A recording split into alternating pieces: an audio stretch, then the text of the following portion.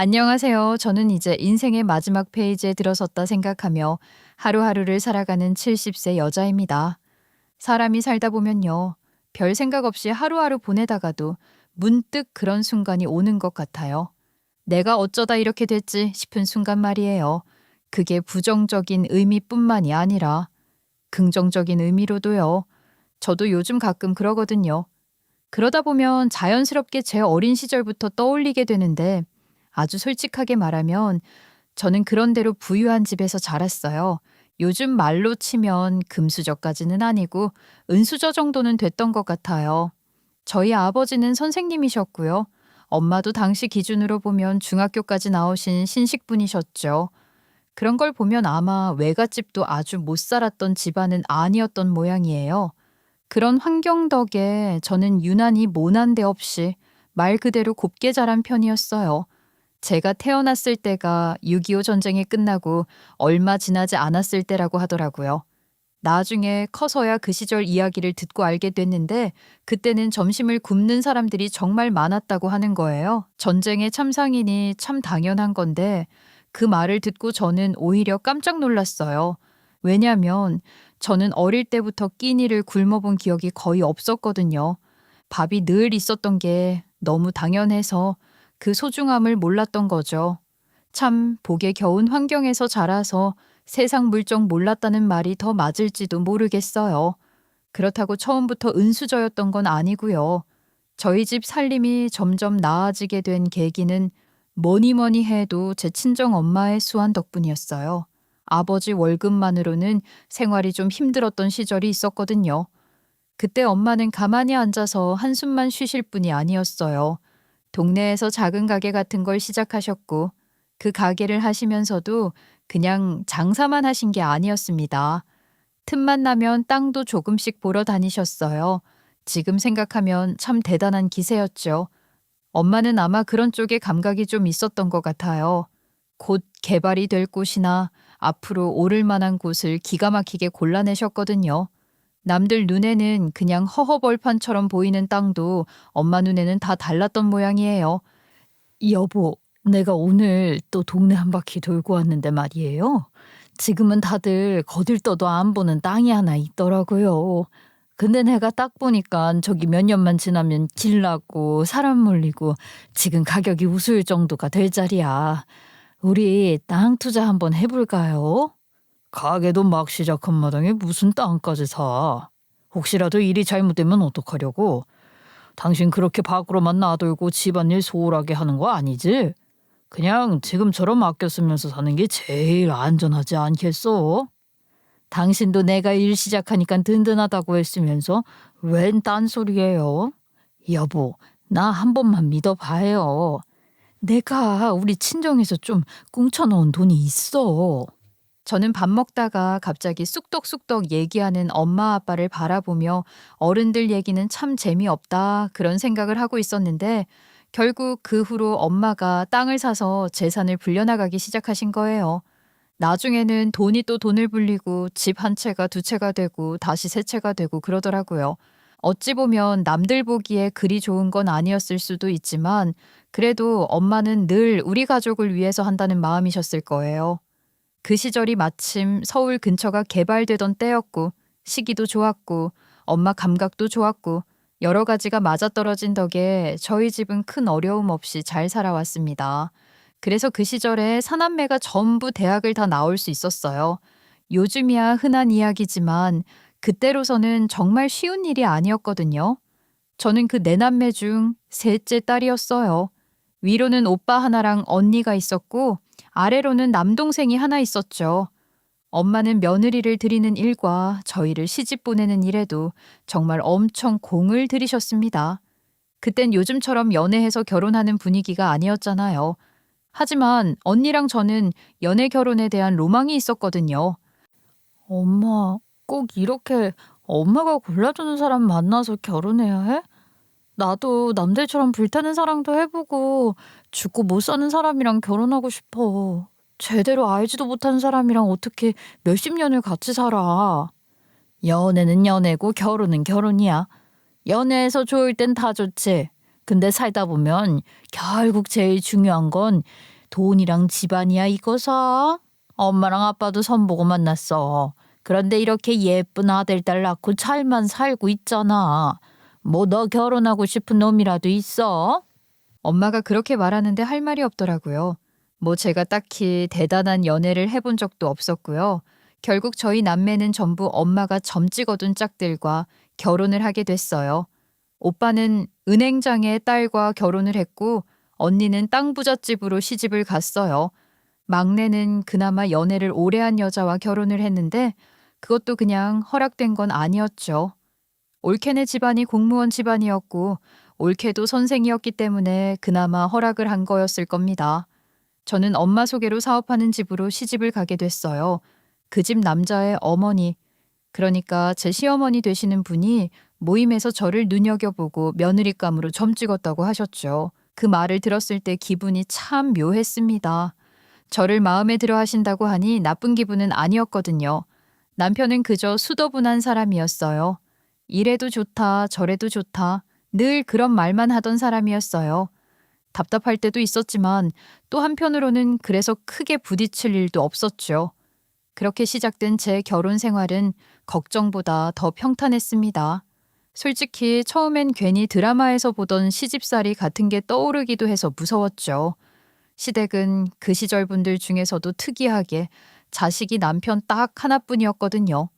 그런데 막상 살아보니 제 걱정이 좀 과했다 싶을 만큼 시어머니는 저를 많이 아끼고 이뻐해 주셨어요. 정말로요. 거칠애로 잘해주는 게 아니라 말 한마디 행동 하나에 정이 묻어나는 분이셨어요. 시어머니가 하는 말 중에 요즘엔 딸 같은 며느리가 진짜 무서운 말이라면서요. 그런데 우리 시어머니는 정말 저의 두 번째 엄마 같은 분이셨어요. 그런데 시아버지는 좀 달랐죠. 어렵고 무섭다는 말이 딱 맞는 분이셨어요. 말수가 워낙 적으셨고 표정도 잘 안 변하셨거든요. 그래도 같이 살다 보니 그분이 말이 없어서 그렇지 속이 깊은 분이라는 건 자연스럽게 알게 됐어요. 남편도 비슷했어요. 감정 표현이 거의 없는 사람이었지요. 거칠애라도 사모한다는 말 같은 건 입 밖으로 잘 안 하는 타입이었어요. 그런데 뭐 남자들이 그렇죠. 안 하는 게 아니라 못 하는 거잖아요. 말은 안 해도 마음속으로는 저를 귀하게 여기고 아낀다는 걸 느낄 수 있었어요. 그런 사람 특유의 행동이 있잖아요. 괜히 말없이 반찬을 제 쪽으로 밀어준다든지 밖에서는 아무 말 안 하다가 집에 와서 괜히 어깨 주물러 준다든지 하는 그런 거요. 시아버지랑 남편은 금속 가공을 하는 공장을 같이 하고 계셨어요. 겉으로 보면 그냥 공장이지만 안에 들어가 보면 소리도 크고 냄새도 매캐하고 일 자체가 꽤 거칠었어요. 그래서 돈은 많이 벌었지만 그만큼 몸을 갈아 넣는 일이기도 했죠. 그걸 제일 걱정한 사람이 바로 시어머니셨어요. 오늘도 공장에 기계 손 본다더라. 아이고 저 새덩이들이 사람 잡는다니까. 손 하나만 잘못 넣어도 큰일인데.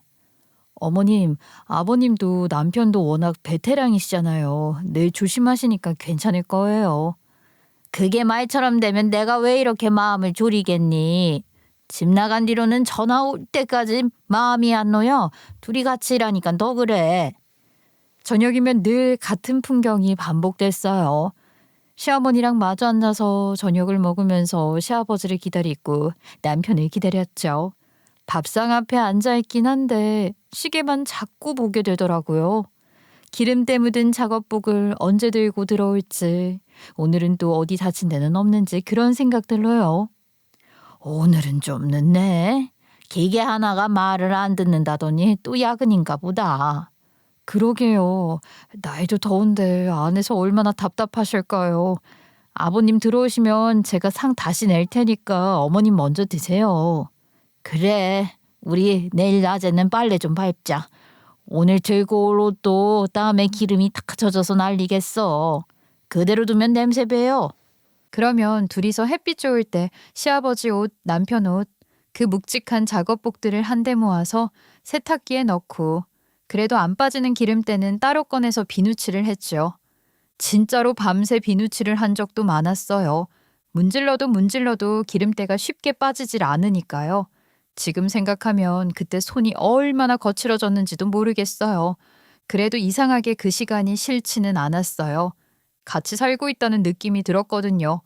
그렇게 열심히 사시던 시아버지는 크고 넉넉한 사업체를 남편에게 물려주시고는 폐암으로 돌아가셨어요.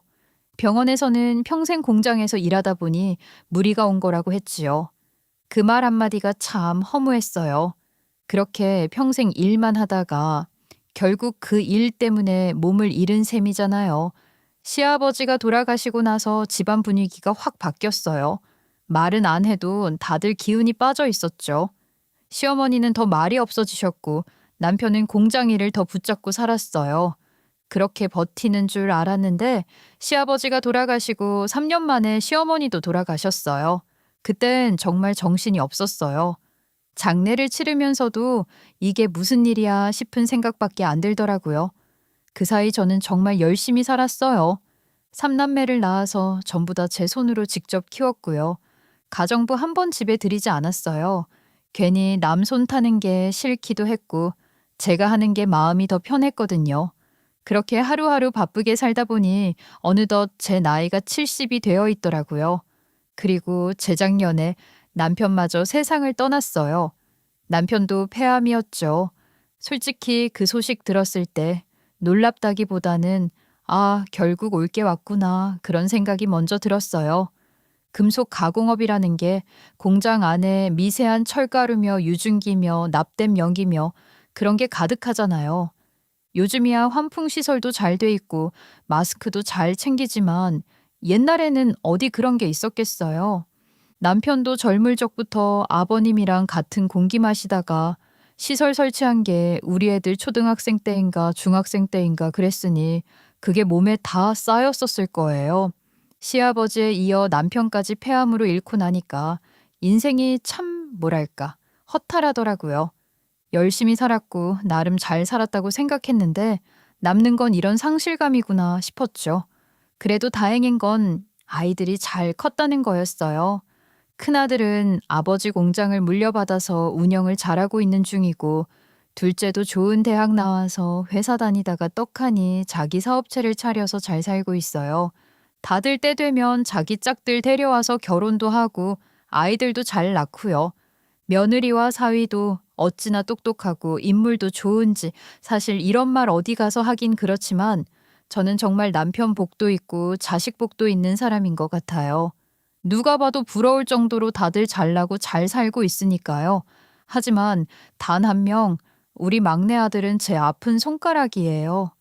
자식 다 소중하지 않은 부모가 어디 있겠어요. 그런데도 꼭 그런 아이가 하나는 생기나 봐요. 저한테는 막내 아들이 딱 그랬어요. 첫째랑 둘째는 말 그대로 정석 코스를 밟았거든요. 좋은 대학 나와서 번듯한 직장 잡고 때 되니까 좋은 사람 만나 가정 꾸리고 아이 낳고 살고 자기 형이랑 누나가 그렇게 잘 살 동안 막내는 그러지를 못했거든요. 이유는 뭐 별거 없었어요. 몸이 안 좋았거든요. 막내는 늦둥이였어요. 원래는 남매로 끝내려고 했는데 어쩌다 보니 생긴 아들이었거든요. 그래서 큰아이랑은 나이 차이가 10살이 훌쩍 넘었어요. 그 나이 차이가 참 묘해요. 부모 입장에서는 이미 한 번 다 겪어본 육아라 여유도 생기고 늦게 온 아이라 그런지 더 애틋해지고요. 애들도 머리 좀 컸다고 자기보다 훨씬 작은 꼬물이를 보고 귀여운 내 동생이라고 부르고 온 가족의 사랑을 독차지했어요. 말 그대로 집안의 귀염둥이였죠. 막내는 그만큼 이뻤어요. 외모도 외모인데 성격도 좋았고 애교도 많았거든요. 저는 둘째가 딸이었는데 딸치고는 좀 무뚝뚝한 편이었거든요. 말수도 적고 애교 같은 건 타고나질 않은 애였어요. 그런데 막내 아들은 정반대였어요. 제가 보이기만 하면 달려와서 안기고 쓸데없이 제 팔을 감고 늘어지고 엄마 소리 길게 느리면서 애교를 떨고요. 그게 얼마나 살거웠는지 몰라요. 아이고 이놈아 너는 왜 이렇게 엄마한테 찰싹 붙어 다니냐? 엄마가 좋으니까 그렇지. 엄마도 나 좋아하면서 맨날 왜 귀찮은 척해? 요게 정말 누굴 닮아서 이렇게 능글맞어? 이 귀염둥이를 어쩌면 좋아? 엄마 닮아서 그렇지. 유치원에서 선생님이 그랬어. 하루에 한 번씩 엄마 아빠한테 사랑한다고 해야 된대. 엄마 사랑해. 이런 소리를 아무렇지 않게 하던 애였어요. 어릴 땐 그럴 수 있다 쳐도 크면 또 쌀쌀 맞아지는 게 애들이잖아요. 근데 막내는 초등학교를 가도 고등학교를 가도 성인이 돼도 마찬가지였어요. 거기에 원래 막내들이 인물이 훤칠하긴 하잖아요. 키도 크고 인물도 셋 중에서 제일 낫다고 해도 과장은 아니었죠. 어디 데리고 나가면 다들 아드님 모델해도 되겠네요. 소리를 꼭 했거든요. 솔직히 부모 눈에는 다 이쁘다지만 그건 부모 마음 빼고 봐도 충분히 멋진 애였어요. 그랬던 아이가 군대를 다녀와서 막 복학을 했던 대학교 3학년 때였어요. 친구를 만나고 집으로 돌아오다가 교통사고를 당한 거예요. 막내는 신호에 맞게 길을 건너고 있었는데 음주 차량이 아이를 못 보고 그대로 들이받아 버린 거죠. 전화 한 통 받고 병원으로 달려가던 그 길이 아직도 선명해요. 그날 공기가 어땠는지, 병원 복도 냄새가 어땠는지 다 기억나요. 의사는 막내가 혼수 상태에 빠졌다고 했어요. 언제 깨어날지 모른다고요. 그렇게 우리 가족은 매일 병원에서 막내가 깨어나길 기다렸죠. 그런데 하루 이틀이 지나도 애가 안 깨어나더라고요. 한 달이 지나도 두 달이 지나도요. 그런데 기적처럼 무려 6달 만에 정신을 차렸어요. 그동안 저는 병원에서 살다시피 했어요. 아들이 눈을 뜰지 말지 그걸 기다리는 시간이 그렇게 길 줄 몰랐어요. 그때는 정말 하루가 하루 같지가 않았죠. 그렇게 건장하고 싹싹하고 밝던 아들은 사고 이후로 몸이 불편해졌어요. 말이 불편해졌다는 거지. 인생이 완전히 바뀌어버린 거였죠.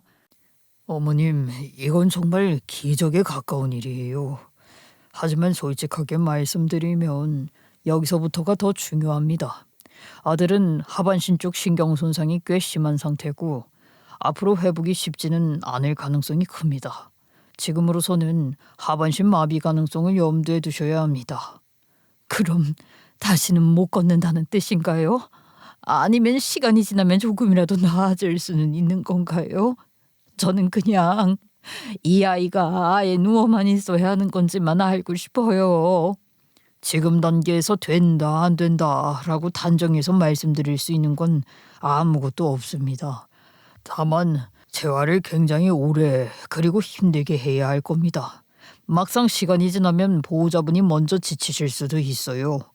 그때도 지금 같은 마음으로 버티셔야 합니다. 재활은 아드님 혼자 하는 게 아니라 가족이 같이 하는 거거든요. 의사 말 한마디 한마디가 그렇게 무겁게 떨어질 줄 몰랐어요. 그래도 막내는 가만히 있질 않았어요. 정말 피나는 노력을 했어요. 재활, 재활, 또 재활. 결국에는 목발에 의지해서라도 움직일 수 있게 됐어요. 그 재활만 거의 10년 가까이 걸렸어요.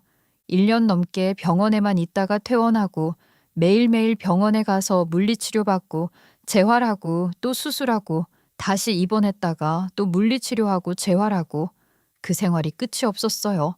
달력은 계속 넘어가는데 우리 삶은 병원 일정표 안에서만 돌아가고 있었죠.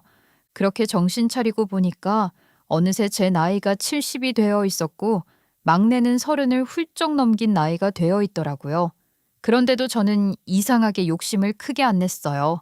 사고 났을 당시에는요. 아이가 숨쉬고 제 옆에 살아있다는 것만으로도 충분했거든요. 다리가 불편하긴 해도 그래도 화장실 정도는 혼자 갈 수 있게 됐다는 게 어디예요. 그걸 보면서 저는 이 정도면 됐다 싶었어요. 물론 사람 마음이 그렇잖아요. 욕심 안 낸다 해놓고도 속으로는 이런 생각이 스멀스멀 올라와요. 조금만 더 좋아지면 직장도 가질 수 있지 않을까. 그러다 보면 좋은 사람 만나서 결혼도 할 수 있지 않을까. 그런 생각이 들 때마다 저는 혼자 속으로 핀잔을 줬어요. 이건 내 욕심이다 하면서요. 그런데 말이에요. 인생이 참 묘해요. 그렇게 스스로 선을 그어놨던 제 소원이 이루어질 것 같은 날이 찾아온 거예요. 입원과 퇴원을 반복하던 시간이 조금 지나고 나니까 막내는 집에서 그리 멀지 않은 재활병원을 꾸준히 다니게 됐거든요. 힘들 텐데도 막내는 늘 웃음을 잃지 않았어요.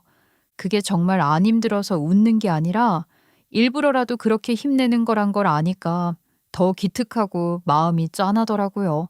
심지어는 어느 날부터는 막내가 재활병원 갈 때 혼자 가보겠다고 하는 거예요. 뭐라고? 엄마랑 같이 안 가도 되겠어? 택시라도 타고 가려고? 목발 때문에 힘들 텐데. 엄마 이제 혼자 가볼게. 그런데 당장 그러겠다는 건 아니고 면허 좀 따보려고요. 요즘은 몸 불편해도 혼자 운전할 수 있는 차도 나오더라고. 그 말을 듣는데요. 마음이 덜컥 내려앉더라고요. 솔직히 겁부터 났어요. 번거롭긴 해도 차라리 제가 옆에 붙어서 데려다 주는 게 100번 마음 편했거든요. 그런데 막내 얼굴을 보니까 그게 단순한 고집은 아니었어요. 나도 할 수 있다는 걸 스스로 증명해보고 싶은 눈빛이더라고요. 엄마, 나 평생 이렇게 엄마 손만 잡고 살 수는 없잖아. 나도 연습해야 나중에 엄마 태우고 드라이브도 가고 그러지. 뭘 또 드라이브야. 엄마가 운전하면 되는데. 너는 안전이 제일이야. 그래도 약속은 해야지. 나 열심히 연습해서 엄마 태우고 바다도 가고 산도 가고 그럴 거야. 그러니까 너무 걱정하지 마. 그 말에 제가 아무 말도 못했어요. 말은 못하면서도 속으로는 별 생각이 다 들더라고요. 그래, 그래도 얘가 이렇게라도 살아가려는구나 싶다가도 혹시라도 사고 나면 어쩌나 하는 마음이 또 고개를 들고요. 그래도 결국은 믿어보기로 했어요. 막내가 그렇게까지 말하는데 제가 계속 막고만 있을 수는 없잖아요. 그런데 막내는 정말 열심히 연습하더니 결국 면허를 따더라고요. 그래서 기특한 마음에 차를 한 대 구입해 줬어요. 몸이 불편해도 혼자 운전할 수 있게 나온 차였죠. 막내는 재활병원이 멀지도 않고 길도 어렵지 않으니까 이걸로 열심히 운전 연습해서 저를 태우고 같이 여행을 갈 거라고 했어요.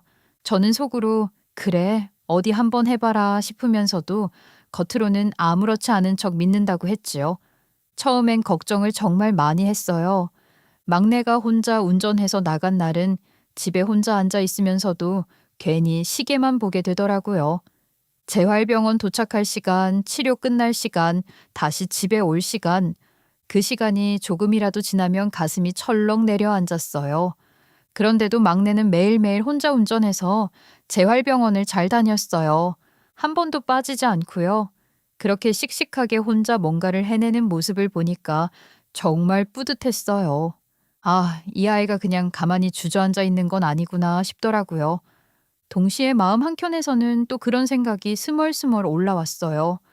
그때 그 사고만 아니었으면 이 아이가 얼마나 더 멋지고 훌륭하게 컸을까. 그런 생각은 참 안 하려고 해도 자꾸 들더라고요. 사실 막내에게는 사고 전부터 오래 사귀던 여자친구가 있었어요. 저도 몇 번 본 적이 있었는데 참으로 곱고 참한 아이였고 집안도 괜찮았어요. 양가 집안에서도 서로의 존재를 다 알고 있었고요. 솔직히 속으로는 다들 생각했죠. 이러다 나중에 결혼하겠구나 하고요. 그런데 사고가 나자마자 그 집안의 태도가 바로 변했어요. 그건 참 말로 설명하기 어렵네요. 막내 여자친구는 처음엔 기다리겠다고 했어요. 이렇게는 못 헤어지겠다고도 했고요. 그런데 막내가 6달이 지나도록 깨어나지 않으니까 그 아이도 당연히 지쳤겠죠.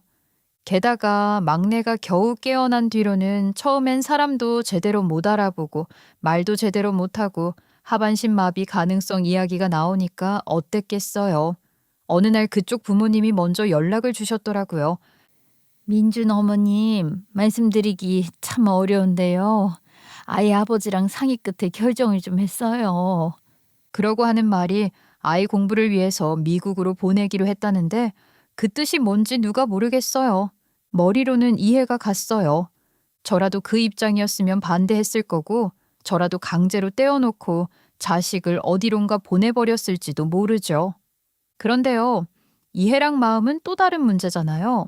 전화를 끊고 나서 한동안 가만히 앉아 있었어요. 서운하다고 해야 할지 야속하다고 해야 할지 딱 한 단어로 정리가 안 되더라고요. 그래도 그렇게까지 빨리 선을 그을 필요는 있었나 싶은 마음도 들고요. 그렇다고 누구를 탓할 수도 없었어요. 그래서 막내 상태가 조금씩 호전될 때마다 조금만 더 빨랐어도, 조금만 상황이 달랐어도 이런 생각이 자꾸만 따라붙더라고요. 게다가 다른 자식들은요, 때 되면 짝을 찾고 결혼하고 귀여운 손주 손녀를 안겨줬잖아요. 그럴 때마다 웃으면서 안아주고 축하해주면서도 한편으로는 눈물이 나더라고요. 우리 막내는 언제 이런 날이 올까 싶어서요. 그 생각은 참 마음 한구석에서 쉽게 사라지질 않더라고요. 그런데 하루는 아들 차에 문제가 생긴 거예요. 나가겠다고 했던 아들이 다시 집에 들어와서 핸드폰만 만지작거리고 있길래 물어봤더니 차가 좀 이상하다고 하더라고요. 왜 그래? 나가더니 다시 들어와선 오늘은 병원 가기 싫어? 아니 그런 건 아닌데 차가 좀 이상해. 시동이 잘 안 걸려. 그럼 오늘은 엄마가 태워다 줄게. 왜 바로 말 안 하고 그러고 있었어? 아니야 괜찮아. 오늘은 나 태워다 줄 사람이 있어서 그 사람이랑 연락하고 있었어. 말이 참 애매했어요. 태워다 줄 사람. 막내가 혼자 다니기 전까지는 저랑만 같이 다녔었거든요. 그때 딱 초인종이 울렸어요. 타이밍이 그렇게 기가 막힐 수가 없더라고요. 막내가 왔나 보다 이러길래 태워다 준다는 그 사람이구나 싶어서 궁금한 마음으로 문을 열었죠. 그런데 문 앞에 웬 아가씨가 서 있었어요. 그것도 그냥 아가씨가 아니라 딱 봐도 미인인 사람이었어요. 화장도 과하지 않고 옷차림도 단정한데 분위기가 참 밝았어요.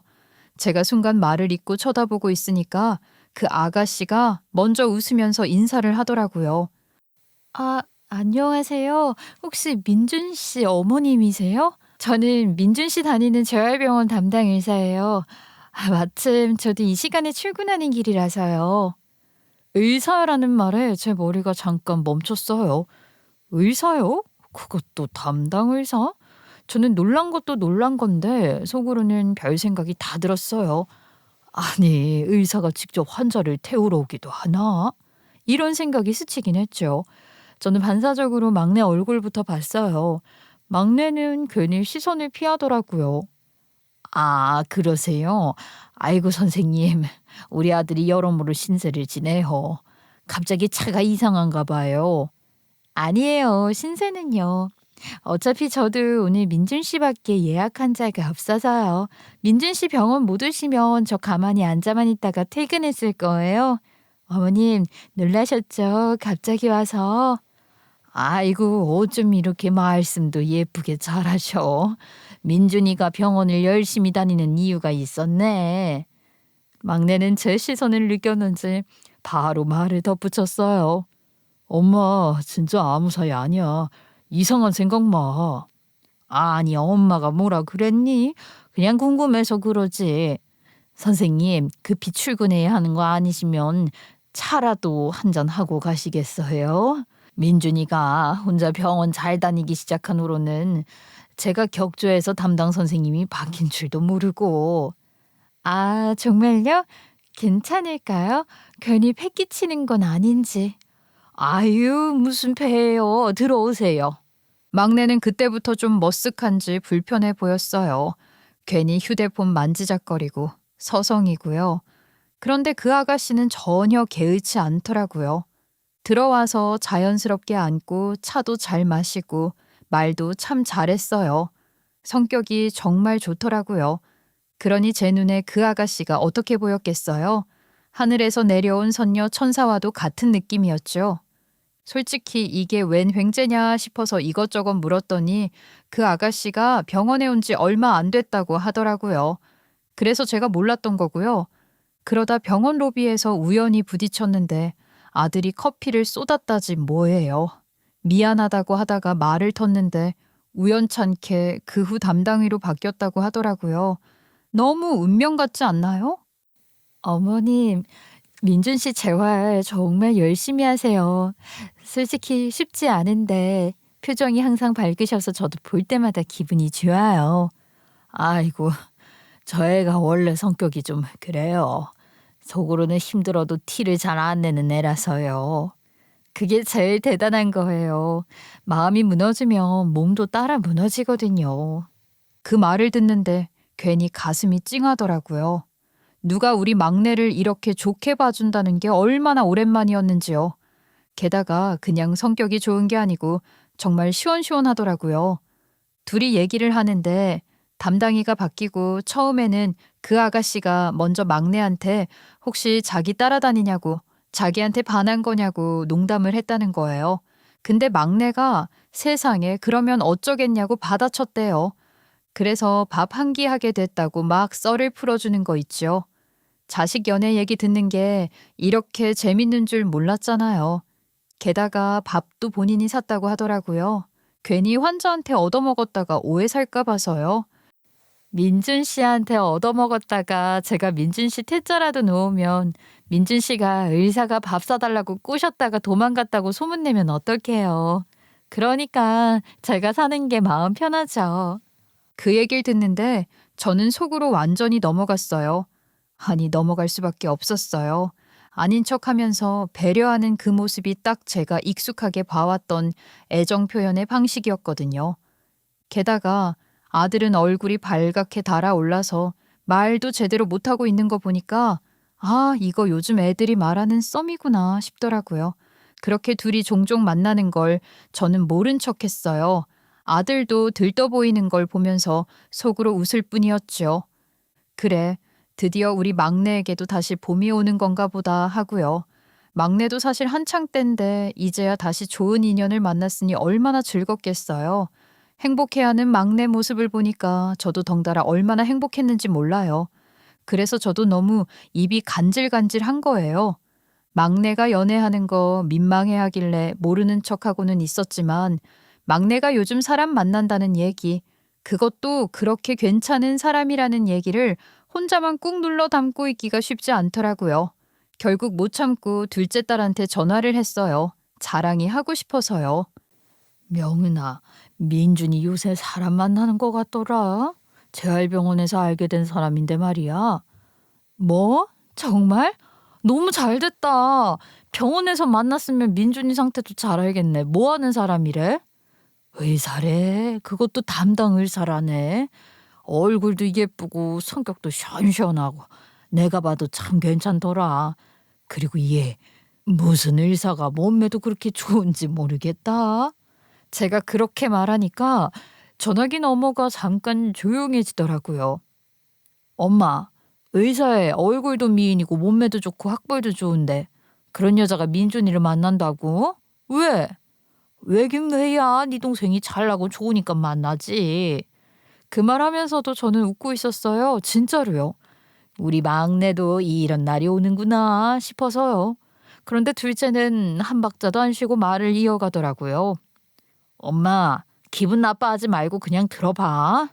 솔직히 말해서 우리한테야 이쁘고 기특한 애이긴 하지만 아무리 그래도 민준이는 몸 불편한 사람이잖아. 그런 사람을 의사가 만난다고? 그 여자가 뭐가 아쉬워서? 그 말을 듣는데 순간 확 여울이 받더라고요. 아니, 어떻게 응원을 해주진 못할 망정 자기 동생을 이렇게 까내리다녀. 자랑하고 싶은 마음에 전화를 한 건데 김이 팍 새는 기분이었어요. 얘, 너 말이 너무 심하다. 네 동생을 뭘로 보고 그러는 거야? 민준이가 뭐가 어때서? 다리 조금 불편한 것뿐이지 애 얼굴도 잘났고 머리도 얼마나 좋은데. 아니 알지. 우리 민준이 잘난 거 알지 나도. 그런데 엄마, 내가 민준이를 무시하는 게 아니라 현실적으로 생각해보자는 거야. 재활병원 의사면 몸 불편한 사람들 어떤 삶 사는지 누구보다 잘 알잖아. 뭐 연애는 할 수 있겠지. 그런데 엄마, 너무 믿고 너무 마음 주지 말고 일단 지켜봐. 민준이한테도 괜히 앞서가지 말라고 말하고.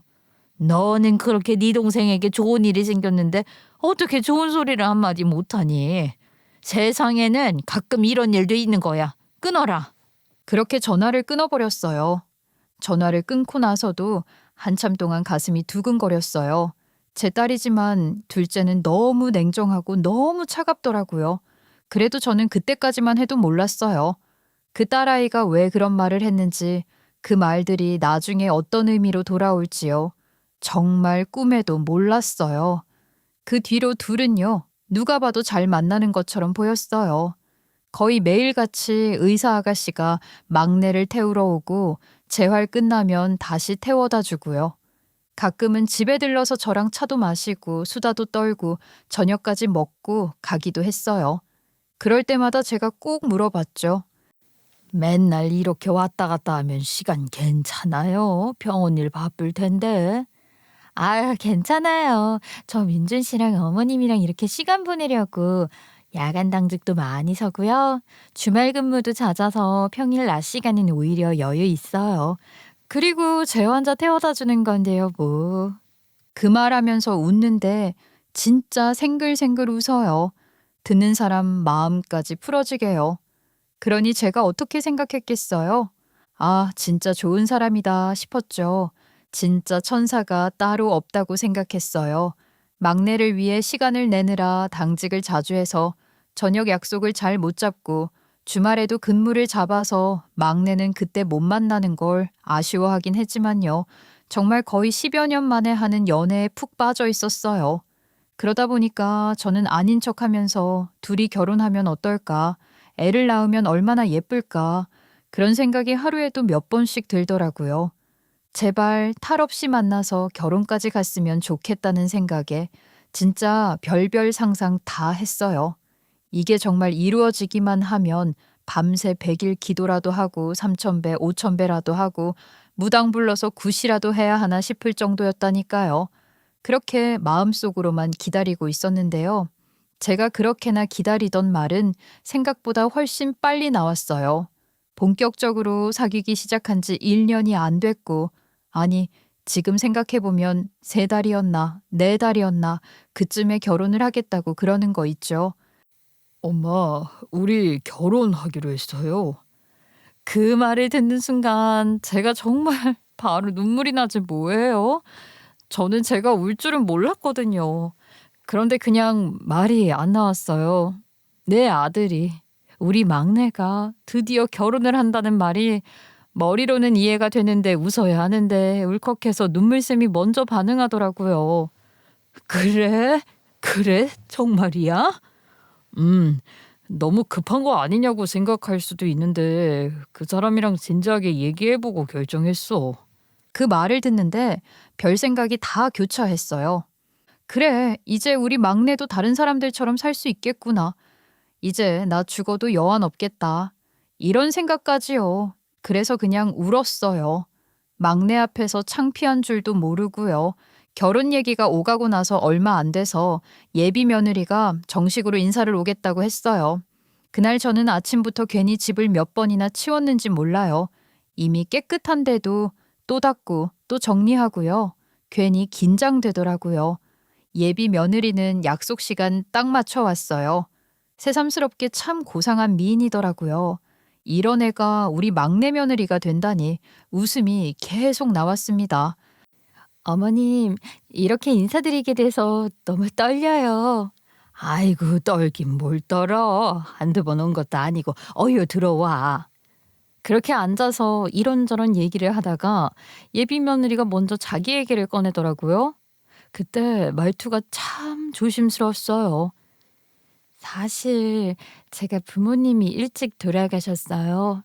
그래서 혼자 외롭게 지내다가 여기까지 왔는데요. 그러다 보니까 빨리 가정을 이루고 싶다는 마음이 컸어서 결혼을 빨리 하자고 제가 먼저 졸랐어요. 어머님 모시고 다 같이 행복하게 살고 싶어서요. 그러면서 좀 성급하게 군 것처럼 보일까 봐 걱정이었다고 얘기하는데 저는 그 자리에서 속으로 만세를 불렀어요. 진짜 꿈인지 생시인지 모르겠더라고요. 아, 이 아이도 참 외로웠겠구나. 그래서 우리 막내랑 더 잘 맞았겠구나. 이런 생각이 줄줄이 들었죠. 그래서 저도 모르게 예비 며느리 손을 덥석 잡았어요. 고맙다. 정말 고마워. 우리 같이 오순도순 잘 살아보자. 어머님, 저야말로 감사해요. 제가 최대한 빨리 좋은 날 잡아볼게요. 그렇게 나란히 앉아 있으니까요. 얼마나 보기가 좋던지요. 그런데 다음 날 갑자기 예비 며느리가 오늘은 막내를 태우러 못 오겠다는 거예요. 결혼 인사 온 다음 날부터 갑자기 예비 신랑을 안 데려오겠다고 하니 무슨 일이라도 있나 싶어서 제가 헐레벌떡 예비 며느리한테 연락을 했네요. 그런데 들어보니까 차가 갑자기 고장이 나서 카센터에 들어갔다고 하더라고요. 막내는 괜찮다면서 자기 차로 재활병원에 다녀왔고요. 나중에 들어보니까 그 차가요. 그냥 고장난 수준이 아니라 아예 퍼져서 폐차를 해야 할 정도라는 얘기를 들었다는 거예요. 그 얘기를 듣는데 제가 괜히 마음이 쓰였어요. 결혼도 앞두고 있는데 차도 없고 얼마나 불편하겠어요. 그래서 제가 그랬죠. 내가 차 한 대 뽑아줘야겠다. 안 그래도 결혼하면 너랑 계속 타고 다닐 건데 제일 좋은 걸로 하나 뽑아줘야지. 막내가 말렸어요. 괜찮다고요. 그런데 이미 제 마음이 정해져서요. 예비 며느리한테 직접 물었어요. 갖고 싶은 차가 뭐냐고요. 소윤아, 얘기 들었어. 차 폐차해야 한다며? 아이고, 이제 불편해서 어쩌니. 오래 탄 차이긴 했어요. 당분간은 대중교통 타고 다녀야죠. 아휴, 민준 씨 데리러 갈 때마다 어머님이랑 간식 나눠 먹는 재미가 있었는데 당분간은 못할 것 같아요. 아유, 의사 선생님이 되어서 무슨 대중교통이야. 이 엄마가 차 한 대 뽑아줄 테니까 갖고 싶은 차 있으면 얘기해봐. 고민하던 것 중에 제일 좋은 차로 얘기해. 어머니, 저 진짜 감동이에요. 설마 벤츠도 가능한가요? 그렇게 비싼 차도 가능하시면 제가 정말 평생 그 차만 몰고 다닐게요. 그 말이요, 전혀 밉지가 않았어요. 오히려 시원시원한 우리 며느리답다 싶기도 했고요. 돌려 말하지 않고 솔직하게 말하는 게 오히려 선물하는 입장에서 훨씬 편하잖아요. 제가 그 정도 못해줄 형편도 아니었고요. 그래서 바로 매장으로 가자고 했어요.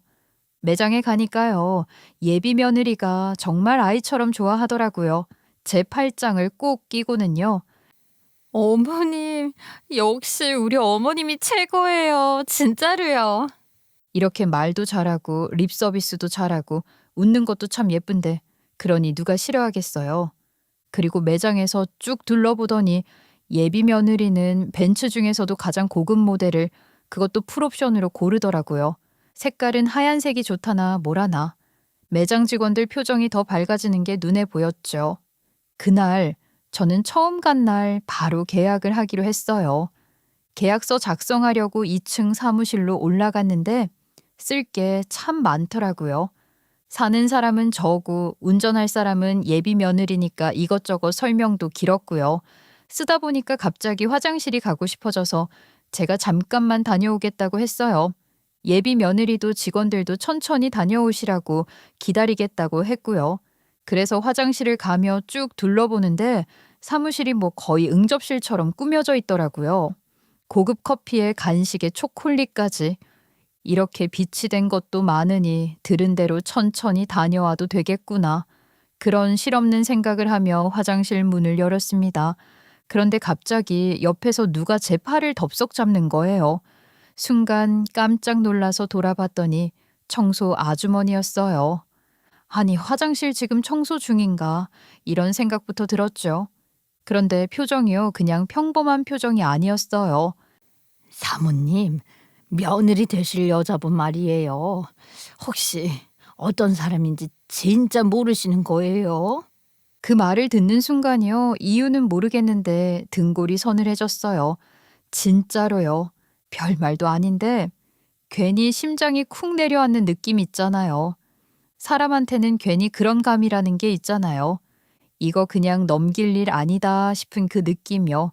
청소 아주머니는 아무 말 않는 저를 보고 주변을 한번 쓱 확인하더니 저를 화장실 안이 아니라 반대쪽으로 이끌었어요. 일로 와보셔요. 잠깐이면 돼요. 저는 진짜 아무 생각 없이 따라갔어요. 그냥 혹시라도, 정말 혹시라도 하는 마음에요. 그때까지만 해도 설마 했죠. 그리고 그 설마라는 말이요.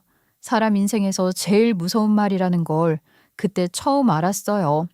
청소 아주머니는 직원 휴게실 같은 곳으로 저를 데려가더니 한쪽 서랍을 열었어요. 그리고는 종이 뭉탱이를 꺼내서 제 손에 쥐어줬어요. 전단지였어요. 그냥 한 장도 아니고 여러 장이더라고요. 그리고 저는 그 전단지 내용을 읽자마자 정말 그 자리에서 쓰러질 뻔했습니다. 그 종이는요, 그동안 사기를 당한 사람들이 자기 억울함을 풀어달라고 만들어서 뿌린 전단지였어요. 거기에는 온갖 사연이 다 있었어요. 치매 걸린 아버지를 돌봐주던 여자가 결혼하자고 하더니 재산을 들고 사라졌다는 이야기, 몸 불편한 아들을 간병인으로 고용했다가 결혼 얘기 꺼내더니 돈을 빌려가고 대출까지 떠안기고 도망갔다는 이야기. 읽을수록 패턴이 보이더라고요. 그리고 그 밑에 공통으로 적혀 있는 이름 하나, 김소윤. 바로 제 예비 며느리 이름이었어요. 손이 덜덜 떨리더라고요. 종이를 쥔 손이 말을 안 들었어요. 아니에요. 이거 아니에요. 우리 며느리 될 아이는 의사예요. 재활병원 담당 의사라고요. 제가 그렇게 말하니까 청소 아주머니가 한숨을 길게 쉬었어요. 그리고 아주 단호하게 말하더라고요. 제가 여기서 일한 지 5년이 넘었어요. 그런데 꼭 1년에 한 번씩은요. 이렇게 찾아와서 울고불고 난리치는 사람들이 있더라고요. 처음엔 저도 그냥 별 희한한 일 다 있다 생각하고 넘겼어요. 근데요. 하도 애절하게 울부짖는 걸 보니 그냥 넘어갈 수가 있어야죠. 그러면서 자기 얘기를 하기 시작하더라고요. 자기도 지금은 뇌졸중으로 쓰러진 남편을 병간호하고 있다고요.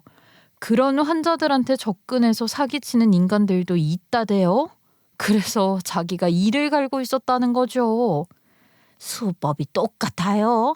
처음 여기 와서 비싼 차 계약을 하고 돈이 모자라면 대출까지 받게 해서는 근처 중고차 매장에 바로 팔아요. 근데 여기 매니저 중 한 명이 그 중고차 매장이랑 관련이 있는 것 같더라고요. 그리고 제가 저 여자를 좀 많이 봤어. 둘이 보통 사이가 아닌 것 같아요. 그 말 듣는데요. 모르는 사람의 허무맹랑한 소리라고 생각하면서도 생각이 깊어지더라고요. 무엇보다 전단지에 적힌 이름도 신경이 쓰였고요. 그때 제 핸드폰이 울렸어요. 예비 며느리 전화더라고요. 제가 화장실에서 오래 안 나오자 전화를 건 듯했죠. 그래서 저는 청소 아주머니 손을 꼭 잡고 꼭 다시 뵙자고 제 번호를 알려드리고 아무 일도 없다는 얼굴로 사무실로 돌아갔습니다. 예비 며느리랑 직원들이 웃으면서 저를 보더라고요. 사모님, 화장실 가 계신 동안 저희가 며느님께 다 설명드렸습니다. 이제 오셔서 서명만 해주시면 되세요. 미안한데 내가 갑자기 급한 일이 생겼어요. 이 계약은 내일 마무리합시다. 어머님, 그럼 사인만 하고 가세요. 금방 끝나요. 그 말을 듣는데 진짜 사람이 이렇게까지 뻔뻔할 수 있구나 싶더라고요. 저는 얼굴을 딱 굳히고 말했어요. 지금 그게 문제니?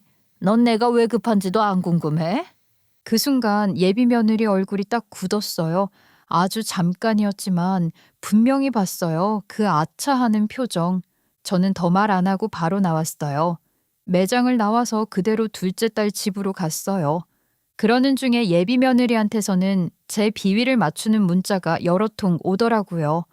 분명히 아까 전까지만 해도 그런 며느리의 모습이 참 이뻐 보였는데 이제는 좀 무섭게 느껴질 정도였죠. 둘째 딸은요, 놀라지도 않더라고요. 그냥 조용히 듣더니 그러더군요. 엄마, 거봐. 내가 그럴 줄 알았어. 근데 생각보다 더 악질인 여자였잖아. 그리고 둘째가 사람을 시켜서 그 여자 이름으로 의사 등록을 뒤졌어요. 그 결과요? 기가 막혔어요. 동명이인이 딱 2명 있었어요. 한 명은 젊은 남자 의사, 한 명은 나이 지긋한 교수. 거기에 그 여자는 없었어요. 알고 보니까 그 여자는 의사도 아니고 아직 조수였던 것도 아니고 그냥 요양보호사였던 거예요. 우리가 그 여자를 의사라고 믿은 데에는 이유가 있긴 했어요. 재활병원이라는 공간 자체가 그렇잖아요. 의사, 물리치료사, 간병인, 간호사가 한 공간에 다 섞여 있고 환자나 보호자 입장에서는 누가 정확히 어떤 직책인지 구분하기가 쉽지 않거든요. 이름표를 봐도 의사인지 간호사인지 한눈에 알 수 있는 것도 아니고 병원에서는 다들 그냥 선생님이라고 부르니까요. 그 여자도 그걸 정확히 알고 있었던 거예요. 병원 안에서는 진짜 정형외과 의사 옆에 그림자처럼 붙어 다니면서 회진에도 따라다니고 기록지도 대신 들고 다녔어요. 환자 상태 설명도 자연스럽게 대신 해주고요. 말투도 그럴싸했어요. 전문 용어를 섞어서 말하니까 보호자 입장에서는 저 사람은 의사거나 최소한 의사 바로 밑에서 일하는 사람이구나 하고 생각할 수밖에 없었죠. 게다가 그 여자는 민준이 사고 이력부터 재활 과정, 의료 기록까지 완벽하게 꿰고 있었어요. 처음 민준이를 만났을 때도 그랬다더군요. 민준 씨, 유추 4, 5번 쪽 손상이 맞죠? 요양보호사로 일하면 환자 차트 일부를 볼 수 있으니까 마음만 먹으면 얼마든지 의사처럼 말할 수 있었던 거죠. 그걸 그 여자는 너무도 자연스럽게 써먹고 있었던 거고요. 결혼 인사 왔을 때 부모님이 일찍 돌아가셨다고 말한 것도 지금 생각해보면 전부 계산된 수였어요. 가족이 없다고 하면 배경을 확인할 길이 없잖아요. 부모님 이야기를 꺼내면서 울먹이고 혼자 외롭게 지내왔다고 말하고 그래서 빨리 가정을 꾸리고 싶었다고 하면요. 듣는 사람 입장에서는 마음이 풀릴 수밖에 없어요. 저도 그랬고요. 그 말을 들으면서 저는 이 아이도 참 외로웠겠구나 하고 마음을 열었으니까요. 그게 다 사람이 가진 감정을 정확히 건드린 수법이었다는 걸 그제야 알겠더라고요.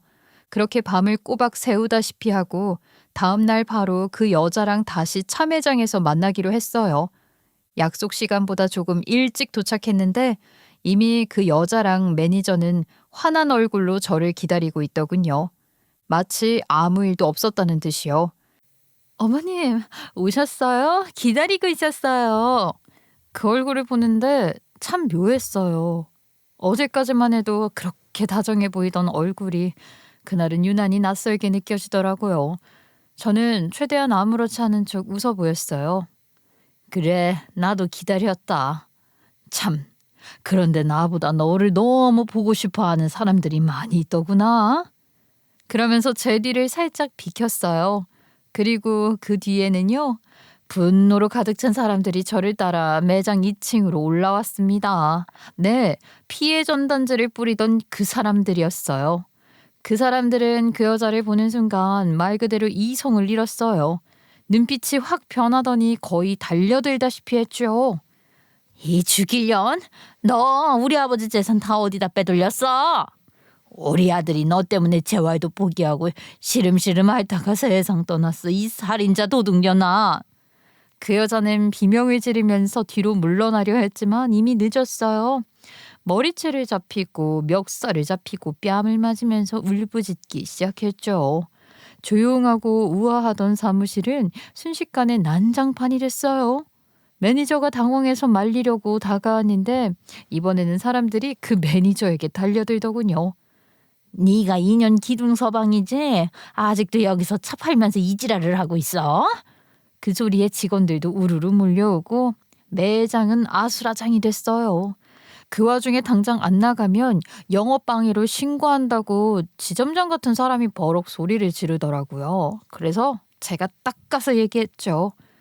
당신도 이 사기극 전혀 모르지는 않았을 텐데요. 나한테 2억 넘는 차를 팔려고 했으면서 자기 직원이 이런 짓을 하고 있었다는 걸 몰랐다고 하진 않겠죠. 같이 고소당하고 싶으면 조용히 하세요. 그 말에 지점장이 입을 다물더군요. 그제야 상황이 조금 정리됐어요. 우리는 그 연놈들을 바닥에 꿇어앉히고 그동안 어떤 방식으로 사기를 쳤는지 돈을 어떻게 빼돌렸는지 하나하나 진술을 받았어요. 그 인간들이 그동안 법망을 피해 다닐 수 있었던 이유도 그제야 알겠더라고요. 전부 상대가 원해서 자발적으로 돈을 준 거라고 우겼다는 거예요. 증거가 없으니까 처벌이 쉽지 않았던 거죠. 그날은 증거가 달랐어요.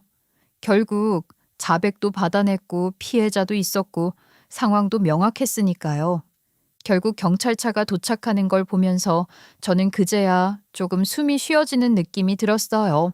그 순간만큼은요, 정말로 제가 수렁에서 아들을 끌어올린 것 같았거든요. 근데 그것들은 그 와중에 전과자더라고요. 전단지 피해자들은 운 나쁘게 법망을 비껴가 버렸던 거고 그전부터 이미 사기로 처벌받은 전력이 있었더라고요. 심지어 다른 건으로도 고소가 들어가 있던 상황이었더라고요. 내가 그 자동차 매장에서 청소부 아주머니를 만난 건 지금 생각해도 정말 운이 좋았던 일이었어요. 그 아주머니가 눈썰미 좋게 그 사기꾼을 알아보고 나서서 용기 내서 말해주지 않았다면 저랑 제 아들 역시 그대로 당했을 거예요. 그녀는 의사도 모두 아니었어요.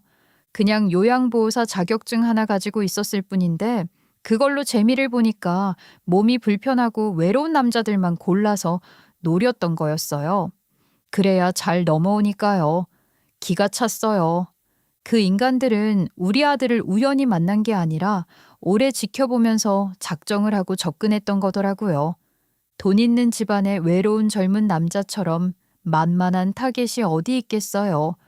우연히 만났다는 것도 자주 마주쳤다는 것도 전부 다 짜여진 작전이었던 거죠. 그것들은 그동안 사기쳐서 모은 돈을 알뜰하게 모아서 이미 집까지 사뒀었대요. 은퇴하고 편하게 살 생각이었다나 뭐라나. 더 어이가 없었던 건 그 둘이 사실혼 관계였고 사이에 아이까지 하나 있었다는 겁니다. 그 아이를 잘 키우려고 그랬다는 개소리를 하는데 웃음도 안 나오더군요. 결국 둘은 구속됐어요. 그리고 당연히 재산은 압류돼서 피해자들한테 돌아갔고요. 다행히 우리 집은 큰 금전적 피해는 없었어요. 돈으로만 보면요. 그런데 차라리 돈으로 피해를 봤으면 좋았을 것 같아요. 아들 마음에 너무 큰 상처가 남아버렸거든요. 방에서 잘 나오지도 않았고 사람이 눈에 띄게 풀이 죽어 있었죠. 그걸 보는 제 마음도 편할 리가 없잖아요. 그래서 저도 짓눌려 오는 죄책감에 다시 둘째 딸한테 연락하게 되더라고요. 네 말이 맞았나 봐. 그때 내가 조금만 더 말렸어도 이렇게까지는 안 됐을 건데 다 내 잘못 같아. 잘못한 사람은 깜빵 가 있는데 왜 엄마가 그런 말을 해. 엄마랑 민준이 둘 다 잘못한 거 없어. 그랬더니 둘째가요, 며칠 뒤에 갑자기 와서는 막내 짐을 싸더니 외국으로 데리고 가버리더라고요. 유럽 쪽이라던데 거기가 몸 불편한 사람이 지내기 훨씬 편하다는 거였어요.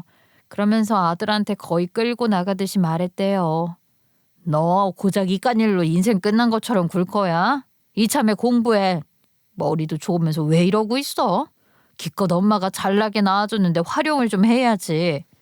그렇게 나간 아들이 의외로 거기 남겠다고 하더라고요. 보내오는 사진을 보니까 표정도 훨씬 밝아졌고 친구들도 많이 사귄 것 같았어요. 외국 친구들이랑 어울려 있는 사진을 보는데 그게 얼마나 고맙던지요. 아들은 거기서 공부 잘 마치고 돌아오겠다고 했어요. 저는 이제 조만간 아들을 보러 갈 준비를 하고 있어요. 한국 음식도 이것저것 잔뜩 싸 들고요. 힘든 일을 겪기는 했지만 어쩌면 이게 좋은 계기가 된 걸지도 모르겠다는 생각이 들더라고요. 아들은 다른 사람에게 기대지 않고 스스로 헤쳐나갈 용기를 얻었고 저도 그런 아들을 믿고 지켜보는 법을 배우고 있으니까요. 아들 만나러 갔을 때 이 사연이 올라가 있으면 좋겠네요. 아들한테 댓글이라도 보여주고 싶어서요. 여러분들께서 우리 아들의 앞길을 응원해 주시면 정말 기쁠 것 같습니다. 들어주셔서 감사합니다.